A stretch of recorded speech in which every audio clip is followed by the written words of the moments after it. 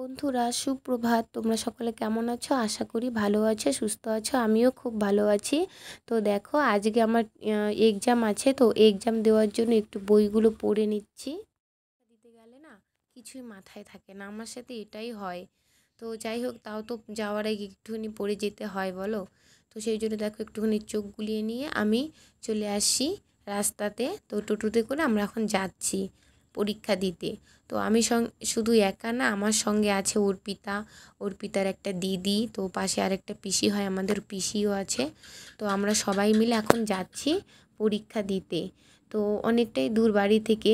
তো ওইখানে আমরা টোটোতে করে যাচ্ছি, যেতে আমাদের প্রায় 1 ঘন্টা সময় লেগে গেল। তো যাই হোক, এই দেখো আমরা এখন যাচ্ছি, মন মেজাজ সবারই খারাপ।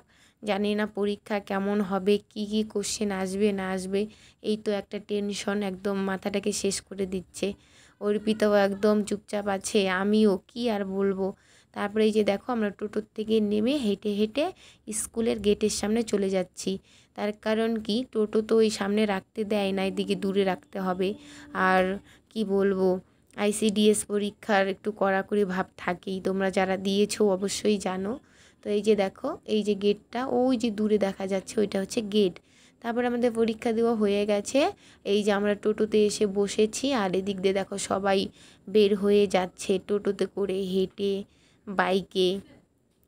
কি আর বলবো, মানে কিছু বলার নেই, সবাই পরীক্ষা দিয়ে বেরোচ্ছে। আর এই যে আমার একটা তাউই হয়, আমার সাথে কথা বলে যাচ্ছে। তো এই তারপরে এই যে কতগুলো ভাই দাদা যাচ্ছে পরীক্ষা দিতে এসেছিলো, হয়তো তাদের বাড়ির লোক। কি আর বলবো।